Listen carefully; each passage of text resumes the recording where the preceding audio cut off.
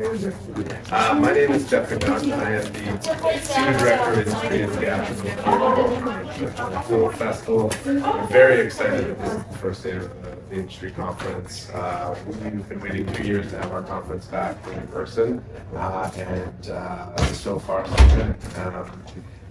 To begin, I'd really like to reflect on the land that you are on right now and its history. TIFF is located on the treaty lands and territory of the Mississaugas of the Credit and the traditional territory of the Anishinaabe, the Wendat, and the Haudenosaunee. Territories within the lands protected by the Dish with One Spoon Wampum Belt Covenant, and is home to many First Nations, Inuit, and Métis people. We are very grateful to work in this land and to bring the work of Indigenous artists to audiences. It's an honor to introduce this session. It's a connection session on how to access Telefilm funding. Knowing that you're all here, I'm sure you're asking that or wondering that exact question. Our programming is made possible by the support of our sponsors and partners, and we'd like to thank Bell, our major sponsor, RBC, Visa, and Bulgari, as well as our major industry supporters, Telefilm Canada and Ontario Creates. Our Connections program this year is made possible by the Technological de Montreal University, actually. In recent years, Telefilm funding programs have undergone modernization, which includes evolving eligibility criteria and decision-making processes. In this session, we'll learn more about Telefilm's various financing programs and best practices on applying to funding programs. To kick it off, I'd like to introduce Mehernaz Lenton, National Director of Feature Film for English Market at Telefilm. Thanks, Telefilm. Yeah. Thank you, Jeff.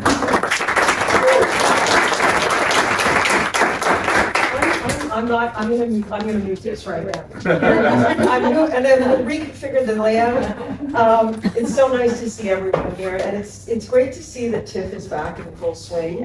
And it's a huge congratulations to all the Canadian creators that are here at this festival. It's an incredible lineup, and Telefilm is thrilled to be a part of so many of these films. And I'm really happy that we're all standing in the same room and sitting and looking at each other in the eye. So it's great to see you, so welcome. Bienvenue. I just want to also start by saying that Telefilm as a Crown Corporation is dedicated to development, financing, promotion of Canadian feature films, and all of its creators. Here's the part where I have to say it in French, so bear with me for the francophones, please. Nous sommes des experts passionnés, contribuer au succès d'industrie. Did I do okay? Yeah. For several years now, Telefilm has been modernizing its decision-making process and all of its programs. And as a federal agency, we're evolving to meet the shifting needs of the industry and to help create a stronger and more equitable screen-based industry.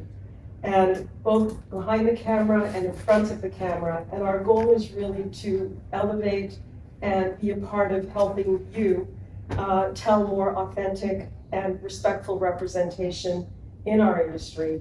And thanks to our advisory committees of external and internal representatives, we were able to review and assess over 500 projects this last fiscal. That would be 21-22. And these were submissions in both the English and French markets. And the decision-making process that we consider in terms of Telefilm's goal in fostering diversity of voices in our industry and ensuring that we have a balanced portfolio of productions that reflect a variety of genres, budgets, company sizes, and regions, and very specific points of view that are bold, audacious, that knock it out of the ballpark, because we have over 500 submissions. So I just have to say that it is a really compelling and also very competitive process, which is what makes it so exciting. And it's, like I said, it's great to see you guys. In this panel, we're going to not only share our best practices on how to apply to our programs, but also to have a dialogue with Scheherazade, who was formerly, you made a film through Talent Watch, which is great. And so I want to introduce my colleagues to you. First of all, over there, please meet Julie Blondin, who is our National Director for Business Affairs. And beside her is Marie-France Gaumou, who's the National Director for the French market. And sitting over there very quietly is our Vice President of Cultural Portfolio, Renee Bordage. And on the panel is Melissa Aymer. She's the interim regional feature film executive for Ontario and the Nunavut region. And next to Melissa is Peggy Lannis, who's the regional feature film executive for the English market, Quebec region, and also the lead for the Talent Fund. Excuse me. And Aisha Hussain is the lead inclusion initiatives and content analyst. And Adriana Charton, who is our lead Indigenous initiatives and content analyst. So enjoy the panel and conversation. Thank you. All right, I'm really excited to get this started. My name is Scheherazade. I also go by Shazi. And one of the reasons I was really excited to get into moderating this panel was because I had a really great experience with my Talent to Watch film. For those of you who don't know, Talent to Watch is a telefilm program for first-time feature filmmakers. And I thought that it gave me so much freedom and flexibility to be able to shoot a film outside of, let's say, like some really rigorous confines of maybe, you know, the production or the narrative streams or the documentary streams. We'll get into those later. But to give you an example, the feature that I shot with Antoine Bourges called Concrete Valley, you know, we shot over 45 days. We shot like one scene a day. We didn't have a narrative, like we didn't have a screenplay. And this was because the director has this documentary hybrid approach where he works with real residents from the community to try and craft a narrative around them. And I just wanted to just thank Telefilm for this program, because a film like this, which is currently at TIFF and it's the first screening is sold out, would have died had it been with, you know, following any other traditional funding models. But other than that, you know, there's so many other Talent to Watch films that are at TIFF this year, right? So this is really a testament to the program, but also the support that Telefilm has given us throughout the years and trying to help us craft these narratives, which, you know, weren't really seen before. But that being said, that's enough about me. I want to get into a brief overview about the different streams at Telefilm, and then we're going to go into how to access financing and, you know, little insider tips and tricks. And we'll follow that with like a little question and answer session at the end. And it's going to be an open dialogue. We'll have time for questions, and you know, we'll take it as it goes. So Peggy, how about you and Melissa start with like a brief overview of what Telefilm is about and the different types of programs we have? Sure. Well, I can start with, we have a low budget stream, which is for projects that have budgets of less than $3.5 million, and you do not need a Canadian distributor in order to be eligible. So that would be called our low budget stream. And we have a big budget stream, which is for projects that have budgets greater than 3.5 million. And you do need an eligible Canadian distributor in order to come in and be eligible. So those are our two sort of main production streams. And then we also have our theatrical documentary stream, which is separate from the main production program. And those are for theatrical cinematic documentaries. And we have our Talent to Watch program that Shazzy mentioned, which, by the way, congrats. Thank you. Thank you so much. Sold out on the first day. It's one of 6 Talent to Watch projects that are premiering at TIFF. And we have a Talent to Watch alumni, Ashley McKenzie's film, Queen of the Queen's Dynasty. Queen Dynasty. Thank you. It's also premiering at TIFF. So Talent to Watch, like you just said, it's our emerging filmmaker program. So it's really for first-time producer, writer, director teams. We have different streams. I won't go into too much detail, but there's 3 main streams. There's the partner stream, where we work with film schools or co-ops, festivals, and they work with us. They recommend their alumni to the program. Or we have our festival stream, which is for filmmakers whose shorts premiered at a festival that's eligible on one of our lists. And we have our Apply Direct stream, which was new this year. And that was a very successful stream. We're currently in the process of making our decisions for 22-23. We received 147 submissions. So great group of projects. I'm very excited to be announcing our decisions towards the end of September.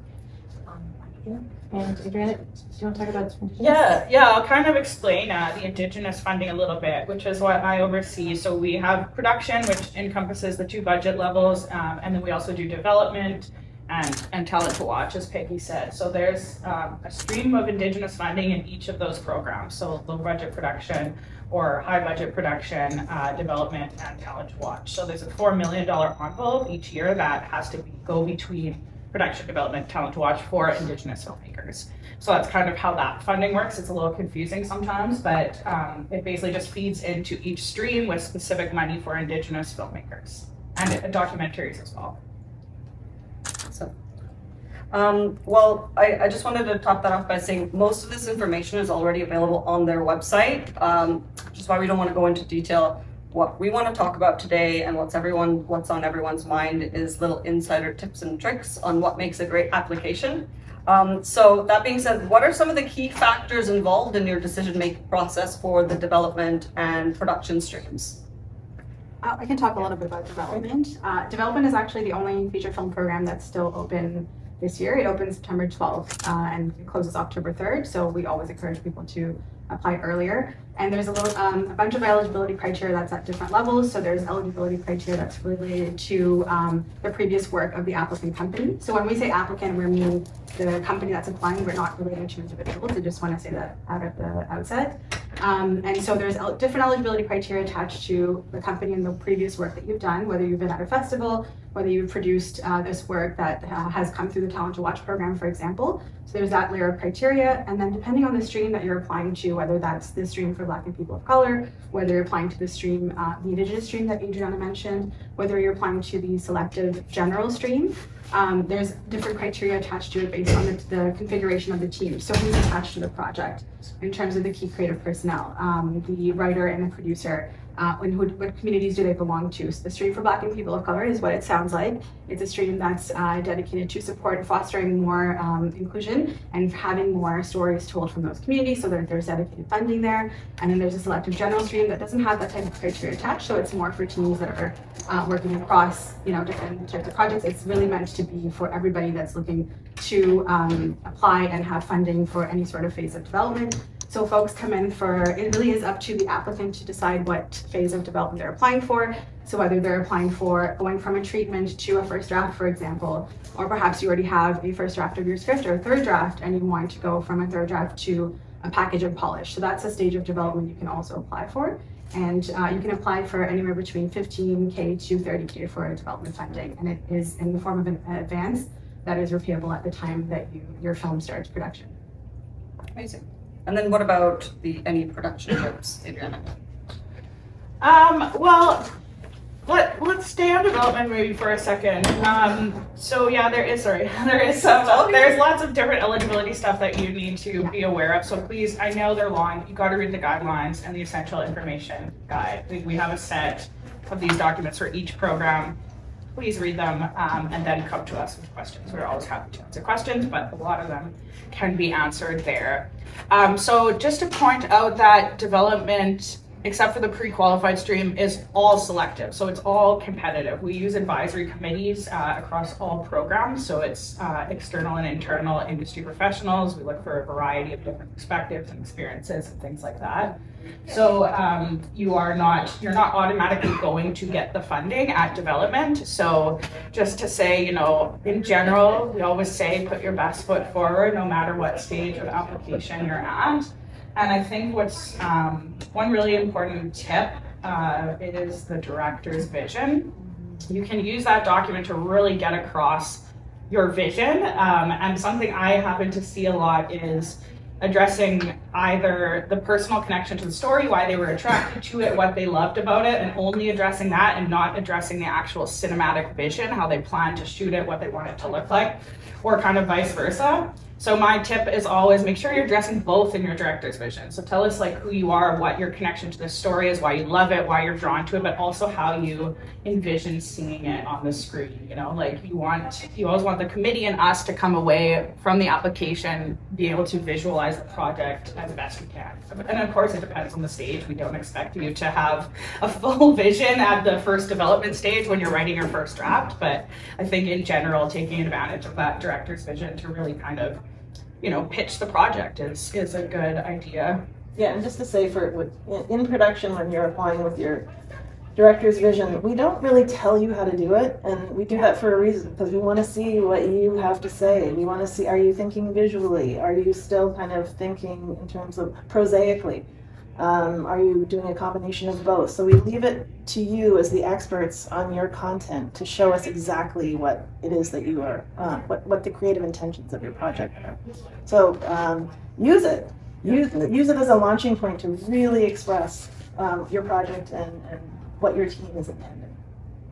Yeah, absolutely. Visuals whenever you can, I think, even if it's like a kind of look, tone, feel type of thing, if you're, you know, pulling stuff out of similar projects to kind of illustrate how your project's going to look, or if you have stills or a sizzle reel, visuals are always so helpful because, you know, we know it's a visual medium and it can be very hard when you're just reading a Word document describing something to actually picture it. And sometimes, you know, when you're a creative person and you're speaking about something, you see it perfectly in your head, so you don't always know the gaps of when you're explaining it to someone, and they might come away with a bit of a different vision. Like, you wouldn't believe the amount of times you see something explained on the page and then you see a trailer, a sizzle reel, and you're like, oh, that's what they were talking about. So I think it is really important to, you know, and you don't have to spend $20,000 to make a whole short film, but think of creative ways that you can express your artistic vision through the application. Just to jump on that, I think one of the through lines with all the programs is really the creative elements are the, like, sort of the biggest bang for your buck in terms of how you're evaluated. So whether it's the lower budget level at production, whether it's at development, whatever stage, creative elements are like the highest weighted score in the evaluation of your project with the advisory committee. So use every document that's in there. So that's your script, if that's the stage of development you're applying it. That is your pitch package if you're applying for development. That is your actual script if you're applying for production. It's your director's vision, as Adriana was mentioning. It's really important to see. I have seen really good Word document director's visions as well. So not to downplay those either. I think some people are great at communicating through Word. Some people are better at, you know, describing things with images and showing comps with other films. Those are both, as long as you are able to describe what your vision is, you're able to imagine that an advisory committee of people is reading this among other projects and is likely going to be making comparisons.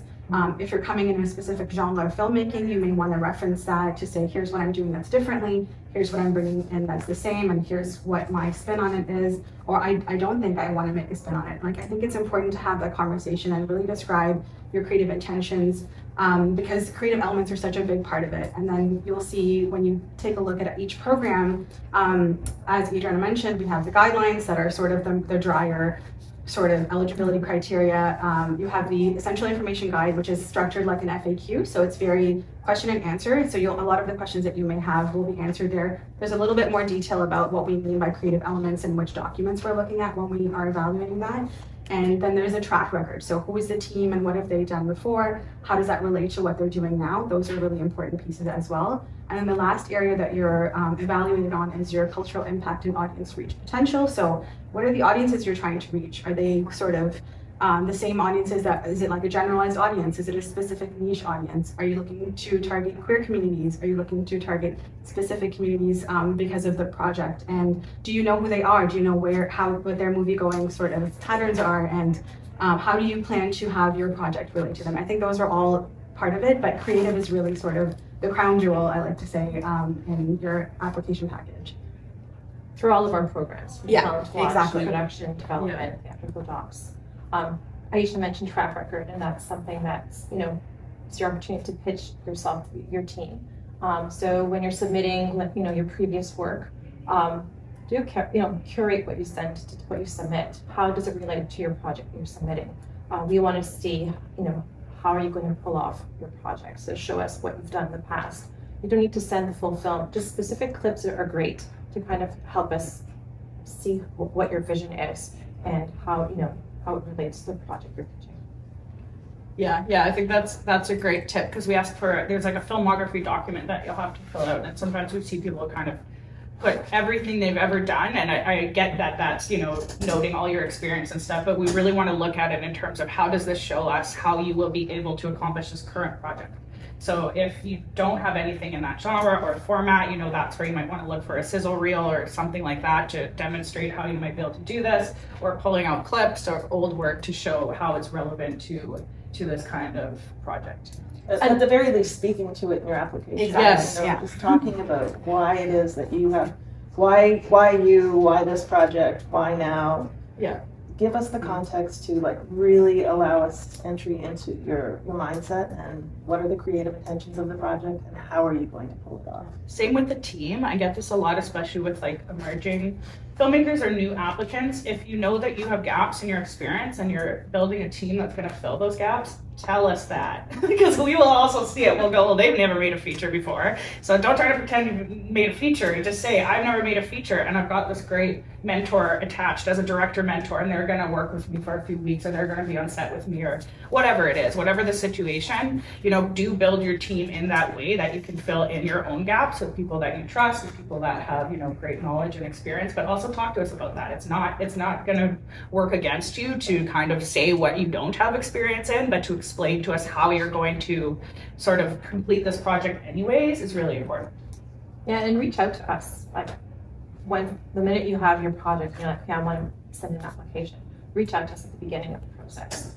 We can help guide you through the programs. You might be, you know, targeting low budget, but that might not be the best program to be applying to. So we can have that conversation and guide you to the right program and answer any questions and really walk through, you know, to help you really build a strong application. And because we do have like a long-term kind of goal in mind. We want to develop relationships with you, and we want to help you start, help you in the mid-career, help you, you know, when you are sort of a senior level filmmaker.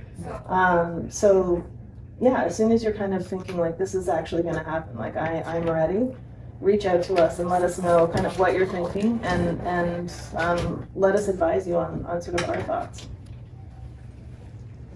This is great. I had questions, but you folks, you answered all of them. Every time somebody would speak, I'd be like, okay, well, I can't ask that one anymore. All right, well, let's, I think we can move on to some questions about production. Sure. Because it does differ from the development stream. Someone want to start getting into what makes a good application, you know, something that will make you stand out, especially for, you know, Adriana, you were talking about how, I know a lot, just speaking from experience, I know a lot of former actors who now want to be directors or producers, and the challenge that they have is, how do I show telefilm that, you know, I kind of am someone who knows what they're doing more so than someone who's never done anything before, but I've been working in a different field. So how do people like that access, you know, production funds? And I know you touched on that briefly already in when you were talking about development, but, you know, newer applicants who are looking to kind of get into the whole world of telefilm. Yeah, I think some of the tips we talked about apply to that as well. We do find first-time feature directors. So, like, there were several, I think, projects through the Indigenous stream this year that are first-time feature directors. So we do it, but again, you know, make sure you're talking about your team, your experience, and I think the #1 tip, and this is not for first-time people, it's for everyone, come into us with a production-ready script.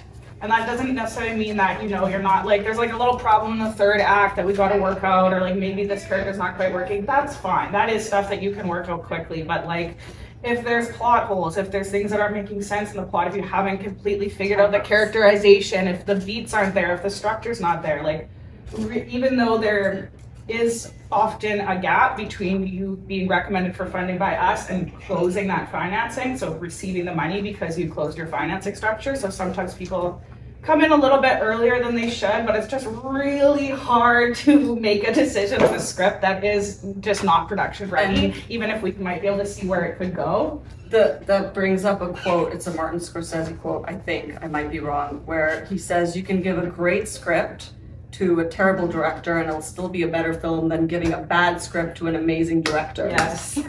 So yes. I have to agree on that, but that leads to another question. Because I work with script, sometimes I work as a script consultant, I work with people who work with script consultants. Do you recommend that people take their scripts to someone who really knows what they're doing? Because I fill you with these plot holes and like scripts that are really not well fleshed out, how are you going to communicate to Telefilm that I know what I'm doing if your screenplay doesn't know what it's doing? Yeah. I mean, I think I see sometimes, I think there's places you can go where you kind of pay to submit your script and they give you feedback. Don't do that because you're paying them. They're going to tell you it's a great script regardless. Those are the notes we get from things like that.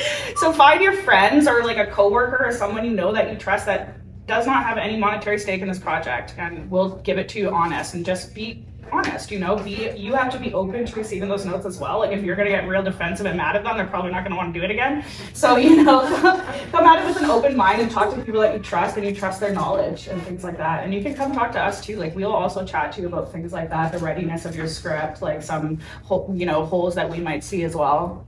And I think finding a story editor or story consultant is a great idea for anybody, just to have a second set of eyes. I mean, it should be somebody that you trust and somebody whose taste sort of mirrors the material that you're working on. But it also shows us, if you're a first-time filmmaker, that you're taking this very seriously, that you know who's working out there in the industry, that you chose this person to work with, and you know we will likely know them, and that will give your project a kind of a leg up because we can see that you're making, you know, strong connections.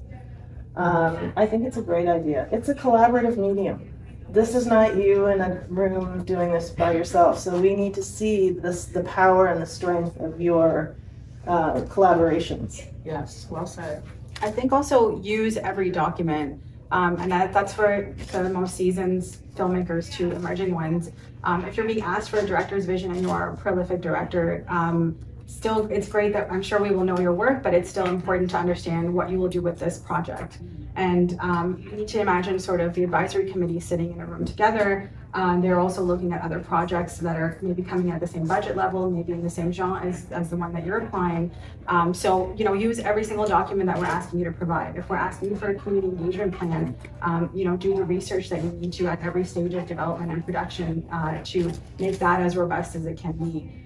Your director's vision document, make that as clear as it can be for a room full of strangers that are reading it.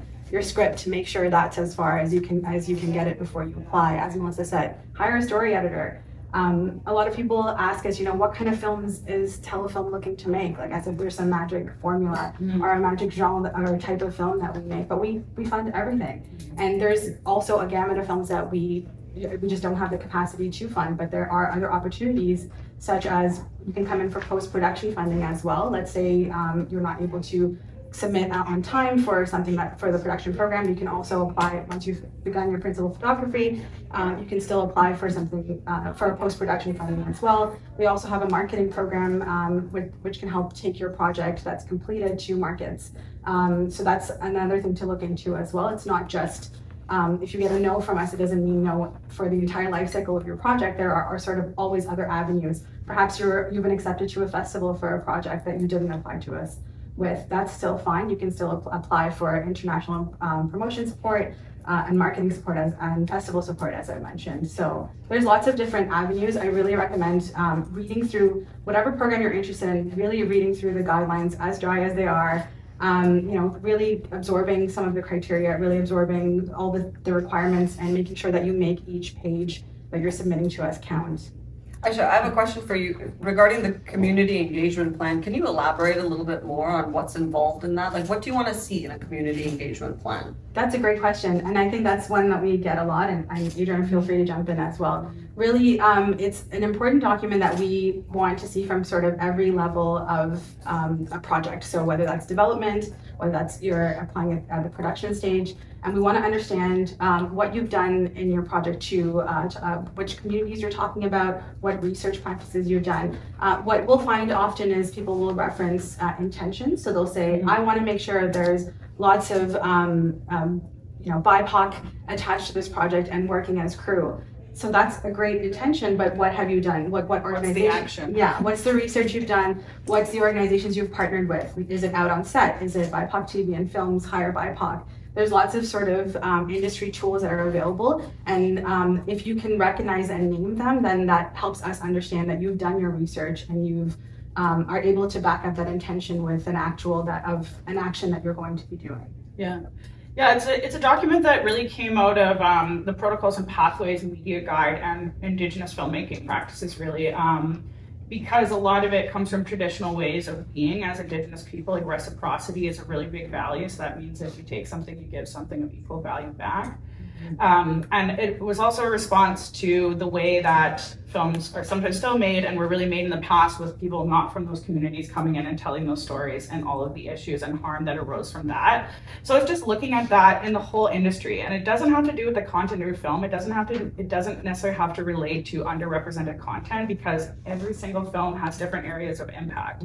So it's just understanding that you know where your film's going to impact people. Like, you know, if you're shutting down a street, maybe you know you're not going to make noise after 11 or something, or you're going to pick up all the waste, or you're going to pay people a little bit more because they're students on your set, or whatever it is. There's always ways that you can explain your working process and how it is reciprocal and respectful, and, you know, what your working values sort of are. So it's not necessarily, like, the content will often dictate what you write about in your plan, but it doesn't have to do with the content. So we do get that a lot. Like, my story doesn't have underrepresented people in it. I don't need a community engagement plan. Yes, you do.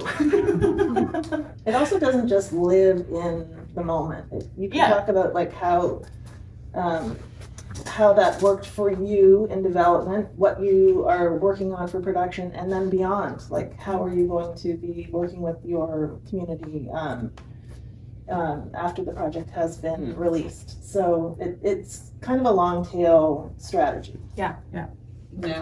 I have an example, actually. I'm thinking about our community engagement plan that we put together for Concrete Valley. And because the film is about residents in the Thorncliffe Park region, exactly what you just said, Melissa.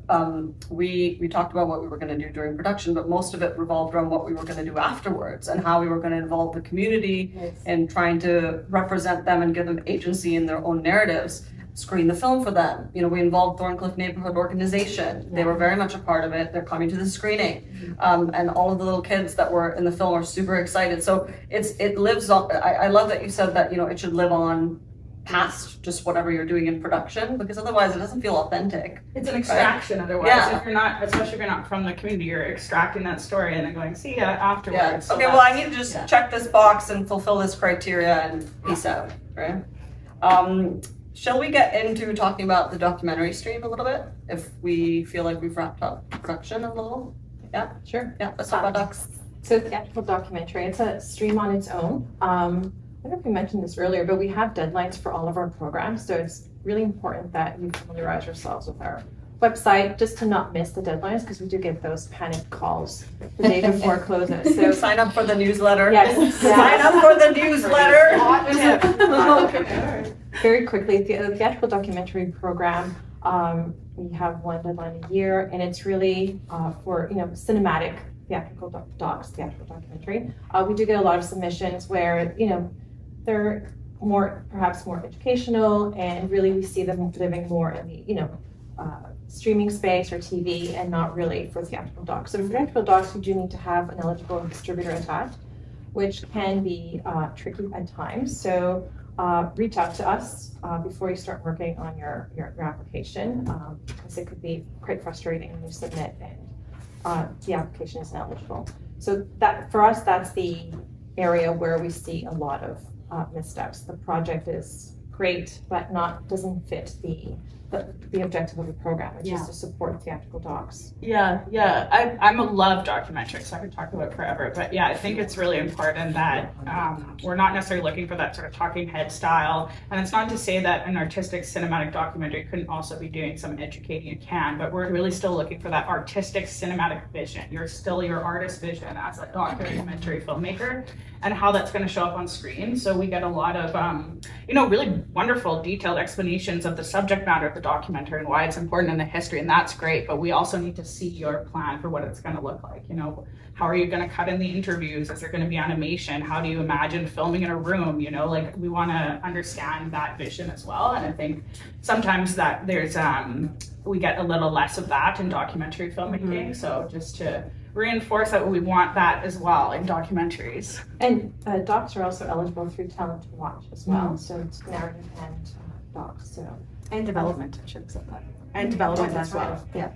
Yes. A quick question about docs, because docs are so fluid in their structure, and oftentimes forget which documentary it was, but sometimes you'll be filming something and then you'll realize that the story that you're filming is really something else. Yep. So what kind of tips would you give filmmakers when they want to go in trying to make a documentary about one specific thing, but then it turns into and evolves into something different? Is that something that they should be wary of or afraid of? You know, if they've gotten financing or... No, don't be afraid of it. I think, you know, that does happen a lot, and explaining it kind of just how you did would be great for us. You know, if you're coming in for a development, you're like, I'm going to go in and shoot at this event or whatever. I think this is probably the storyline, but I'm going to get a lot of footage and see what comes out of it. Great. You know, that it's not that you necessarily have to have the whole thing planned, but to understand your vision as a documentary filmmaker. You know, like, do you observe a lot? Are you doing a lot of interviews? Like, how's it going to look, you know? So it's not that you need to predict it before it's made. We definitely don't expect that.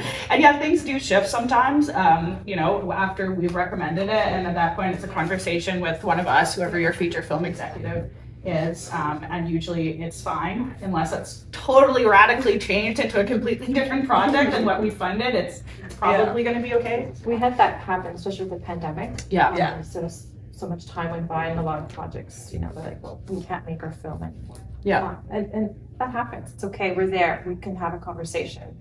We're there to work together. We're not there to police anything. We want to be a partner in the process. So I think having that conversation is very important. Anytime when you hit a roadblock or anything, just call us, any one of us.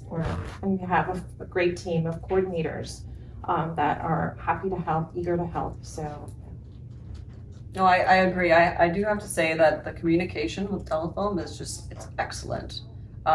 You folks. We didn't pay her to say. No. We did pay her though. You know, I'm speaking honestly because I told this story to them earlier. When I was in film school in like 2013, back when Talent to Watch was called a micro budget program, we talked about how scary micro budget sounds and how much better Talent to Watch sounds more hip. But back when I was in film school, we were always told that like Telefilm is this big scary giant of corporate people who are impossible to approach, and you know. Unless you're part of like a small group of persons who they routinely fund, like you're not going to get into Telefilm. And I didn't even know until someone passed along an opportunity that I even would qualify to apply for the formerly micro budget, now Talent to Watch program. And all of those, you know, things that had been told to me, they all flew out the window once I started talking to my analysts, once I started talking to Peggy. And I'd like to be the voice to explain that that's not what Telefilm is like, and that hasn't been my experience with Telefilm, and that they're very open and welcoming. And you know, myself as like a South Asian Pakistani woman, like I've really felt that you folks have been here to try and support the types of stories that I want to tell, as well as everybody else, like the other Talent to Watch filmmakers. And I want to kind of, you know, eradicate this stereotype that Telefilm is like super scary or like this, you know, elusive unicorn that you can't approach. So reach out to them. Like they're very, you know, kind, and they're nice, and they're honest, and they'll tell you what programs you qualify for, what you don't, and while you're applying or once you've already hopefully gotten some sort of financing from Telefilm, they're there to support you. They're not there to be in this big angry giant trying to tell you no. Well, sometimes. We do say no a lot, though. But nice. It's a nice no. But it is true that it is a highly competitive program, and the demand far exceeds the resources. So that's why everything that we're talking about now, the tips and the tricks, and the speaking with us early and seeing where does your what lane would your project have the greatest potential of success in is important, because you have to be really prepared when you come in. Really strong projects are refused just because of you know, volume. So we want to help you make sure that the project that you put forward is the strongest possible project that you can come up with in that moment. And you know, one tip I'm going to share, which I found really crucial when I was applying, was that find someone who's had a project with Telefilm already, whether that's a Talent to Watch or, you know, a development because they can guide you through the application process, maybe even take a look at your application. It's a lot harder going in, trying to formulate a document or like a package based on nothing. Whereas if you have some sort of a guideline, I reached out to 2 or 3 different past recipients of Talent to Watch. And they let me look at their application. I was like, okay, well, this is how I'm going to do mine. Yeah. So it's important to be able to kind of have a frame of reference as well, right? The guidelines are there, but it would be nice to see an example. Yeah. Yeah, I was going to say why we're trying to give these tips and tricks is because we can't actually show you real examples of people's projects because we're the federal government. It's a privacy issue. So we can't go, Marinez gave us the best community engagement plan we've ever seen and we recommend our project, look at it. We can't do it. So we have to kind of glean the best tips and tricks and different things and give them to you. So people do want to see examples a lot. We can't give it to you, but you can find other people who have applied and things like that. If you're in film school and a senior who's gone through the Talent to Watch project, just reach out, say, hey, I'm a filmmaker, I'm looking to do this, I'll buy you a coffee. Will you give me some tips and tricks on the application, or can I read your application? Well, the Talent to Watch, the partner stream, that's also the partner's role. Yeah. Like they're there, that's the advantage of coming through a partner, is they can help you put together your application. They'll give you feedback, they'll, if you have to submit a pitch video for Talent to Watch, they can help you put that together, give you feedback so you can, edit it and whatnot. But be curious, ask questions, I think, and take your time. Like I know deadlines sound scary, but they're posted way in advance. So you be prepared. I think that's key. And one of the things we were talking about earlier, Adrienne, I think you said it was like, give the application to a trusted friend, and have them look it over and see what questions they have. What blind spots have you had? How can you ensure that by the time it gets to an advisory committee, there are no questions left unanswered? That you've really addressed every single element in the package. And sometimes it's hard if you've been working on it over and over and over and over and over, So find someone who you trust who's living outside of the world of the project and have them just take just a quick look. And also maybe take a look at what we funded for. Every time we make decisions on programs, we issue a press release where you'll see a list of the projects and the teams attached. So when folks are super emerging, which I talk to a lot of emerging filmmakers a lot, I was like, well, I want to know exactly the type of telefilm film that will get me funded. And I think the best way to look at is what have we funded in the past? So you take a look at the budget sizes, take a look at the teams, the types of stories that we're telling, the genres, the provinces that they're coming from. All of those are part of the big slate.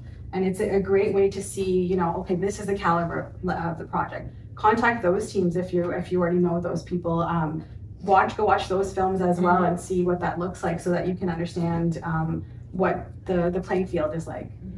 Yeah. They're all often eager to help and to share their experience with us, especially with Talent to Watch. Yeah. Teams love to help. No one's ever said no to me or anybody that I know. We have around 15 minutes left, so I want to quickly get into general tips, and then we can briefly open up for like a Q&A session. Yeah. So what are some general tips? For me, I would say, what I would advise somebody coming in is be unapologetically yourself. Tell us exactly what it is that you are intending. Don't second guess what we want. Don't try and sort of put, game the system.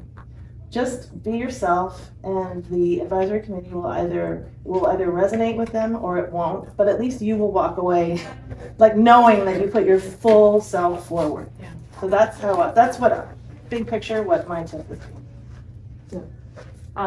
For me, I think you said this, as you don't necessarily believe everything that you hear from others in the industry. Do your homework. I think I said this 3 times. Call us, talk to us. The website is scary, but there's a lot of information there.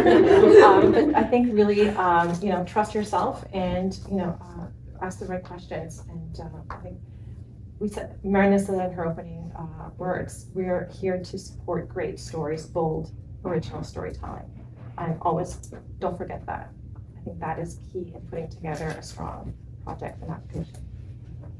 I just want to reiterate the being production ready part of it that we talked about earlier, and even if it's development, be development ready. So you're ready, you're submitting the best version of your project when you're applying, because you have to imagine a room full of people reading your project that are reading it amongst others.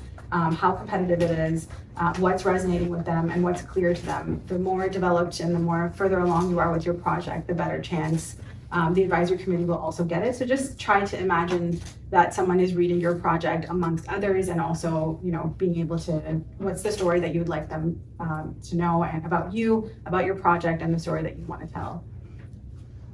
Yeah, I think I second all of these, and other than coming in with, you know, ready materials, a production ready script, I think build your team in a way that feels good to you and you've kind of done your research. And asked other people, like, you know, if you're new, don't just sign a deal with the first producer that comes up to you at a festival and goes, I love your work. You know, talk to people, make sure you love the script, make sure you have a director that you think really gets the vision, like really build that team in a way that feels good to you, and don't rush a project if you don't think the team's there, because it will fall apart. It will fall apart if the team is you know, not working well together. So I think that's a good tip. Yeah, well, these are all great. I mean, if I had to add a tip, I would just say that, you know, I like to work with the same people again and again. This industry can be really rough as well, just the long hours, and it's so much of one's soul goes into making a project. You want to be working with people like key crew, like your cinematographer, you know, or your production designer or your composer, who really understand you and who really understand your vision. Yeah. And I think so. I'm part of this IAVE producing program, and one of the metrics that were given to me by the consultants was that they say that the fourth feature film made by a director who has worked with the same key team members is usually the most successful. Oh. So, and I was like, oh, okay, well, let's just pare down the number of directors I work with. But I think it's so important to what you said, Adriana, to find someone, not just like to tick a box, like, hey, I need a producer. Yeah. I have people who will email me all the time who don't really, because I like to focus on a specific type of film. And they'll send me horror and comedy genres, but that's not what I do. If you're looking for a producer, or even if it is a cinematographer, look at their work, see, you know, what kind of work they usually do and how they can help bring something to the table for whatever it is that you're trying to convey, rather than I'm going to go get a cinematographer and I'm making a horror narrative. Yeah, absolutely. Also, sorry, one more quick thing. Put things in writing and sign it. Like right off the go, even if it's your friend. I'm serious, because when you're working 16-hour days and things start falling apart, it's all good that you said at the very beginning you were always going to defer to the director's creative vision, and then when you get down into it.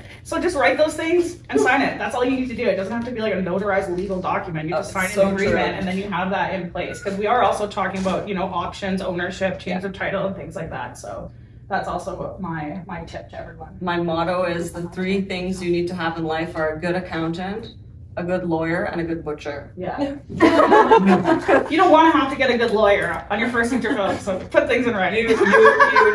You need to have everything in writing. That's so important. Yeah. Let's open it up. We have about 10 minutes. Question and answers. We have a volunteer here who can help. Point to people. Oh, I do the pointing. Oh. We have a volunteer. We have a volunteer. Pressure. Let's start with the first row. Okay. Oh, she's here for the. Oh, you're point. Okay, thank God. You can do the pointing. You don't have to choose. Okay. All right. First off, thank you so much for doing this. This was amazing. I just wanted to clarify just one thing. You were talking about like a production ready script. Does it have to be a shooting script? No. Okay. No. Yeah. Sorry, I should have clarified that. It does not have to be a shooting script, but like ready enough that you could go to production with a few minor revisions that you could do in like a couple weeks. Awesome. And this has made everything very less scary, by the way. It's so true, but now that we see you all up here, it's really nice. Human. Yeah, exactly. It puts a face to it, though. It really does. Yes. Yeah. Next. Yeah, that's me. Okay. Just a question about the actual application video that you have to submit. I guess that replaces like an in-person pitch, I guess COVID time, something like that. For talent to watch? For talent to watch. Yeah, I know that has always been part of the process for Okay. talent to watch. We, it's very much like a pitch competition. So how we approach it is we get a 5-minute pitch video. It doesn't have to be professional. Like, you know, you have to pitch your story, your team. your vision for the project in 5 minutes. Yeah. And then the committee will review the pitch video and the supporting documentation. Right. My question is another one on top of it. Okay. Twofer? Okay, so I had made one and submitted it this year. I had a question about I'm still not sure, that's why this is a great opportunity. I wasn't sure if I was allowed to include content, like source material from other films. So I just wanted to shut a bunch of stuff. I was hoping it was gonna work, but I was wondering if I was allowed to, like, you know, if I wanted to use a clip of Midsummer or something, if I was allowed to put that in. We're not lawyers. Yeah, no, Great. you definitely could. You can, but It's we not really for want to see. exhibition, so it's fine. 'Cause it's like they would classify it as like educational, like you're trying to show what it is. So if you were trying to like show that movie, Well, probably. I should have kept it. I think It was- with the pitch video specifically, I think with Talent to Watch having going through with that process with Peggy this year, I found that the strongest videos were the ones that were able to talk about something specific in their video, but that also, it wasn't just a reading of the same pitch document. So they were, you know, pulling out threads of the pitch document and maybe the highlights of it and some visuals to go along with it, or the real strengths of the pitch document were what they were sharing in the video, and the pitch document had sort of all the parts, like here's the team, here's the vision, all that kind of good stuff. So I felt that the people that curated their pitch video a little bit more, for me, it resonated with me a little bit more. Hi, thank you so much for being here. This has all been super helpful. But I was curious, do you guys have any support or tips or anything for international/immigrant filmmakers who want to come to Canada and like basically grow their careers here? I think that's a question for me. I'm an immigrant. I came here for film school. I transferred my credits over from Pakistan, graduated in 2013. I didn't get my permanent residency until 2017, so I twiddled my thumbs and watched all of my colleagues go get telefilm financing while I stuck in the commercial world. It was tough. It was really difficult because I felt like, here I am, I've done this, and now my nationality or my citizenship status is holding me back. But you know, what can you do? You suck it up and you just wait. And then in beginning of 2018, I got my PR, and that's when I applied. The next year, I got the Talent to Watch. It's a bit of a waiting game, and I understand though why these rules are in place, because telefilm needs you to be a landed immigrant in order for them to give you financing. Otherwise, everybody would be coming here and accessing telefilm funds, and it just wouldn't work. It would just mean way less funds for everybody else that's Canadian. And it's also important for them to foster Canadian storytelling.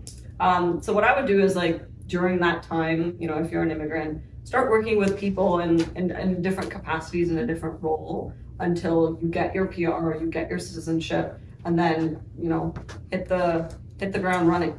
Thank you so much. Do you guys film shorts? We do not currently. No series, no shorts right now, just features. Even the marketing aspect? What if they get into reputable festivals? You can access international marketing funds for travel grants for your film. Yeah. So if you have a short that played at Berlinale, or we have a whole list of festivals, we have a program where you can apply to get a certain amount of money to travel to that festival, basically, yeah. Question I have. I actually, I'm applying for Talent to Watch next year. It's a feature I wrote that's based off a short that I shot earlier this year, and it's still in post-production. Well, enough, Peg, I actually think I asked you some of that feature film showcase online. Oh, that was in June, was it not? Yeah. But I was wondering if the short's not quite done yet. It's like we're just finalizing sound design and music. It should be done like in late October, early November. But it's like 13 minutes. I was wondering if that could possibly be the sizzle reel. Oh, absolutely. We definitely ask you to submit your previous work. Okay. You can send that in with your application, but that's separate from the pitch video. Yeah. Oh yeah, of course, Yeah. of course. Yeah, absolutely. Awesome. We have about 5 minutes left, so maybe like 2 more questions. Hi, I'll stand. My name is Chris Strikes. I'm the writer, director, and producer from here in Toronto. Now, you guys mentioned that you if you get the development funding, that it goes against, or it's repayable upon your first day of shooting. So what I'm wondering is, does that then become a line item for your production budget, or do you have to recoup that sort of outside of the production grant? Yes, Julia's nodding yes. Yes. I also want to add, like, thank you and everything. Peggy, I remembered in Fantasia, so you were really helpful. Lots of Peggy fans in the audience. And, no, it is great, because you know what, I always think you're like the evil empire for Canada. And then I'm like, no, you're not really.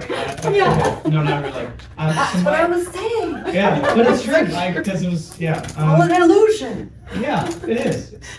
My big question is about the development program that you're about to come, that's about to happen at 12. There's a stream that I want to apply for, which is the black and the stream of color. I don't have like an established production company. I'm just about to launch my production company.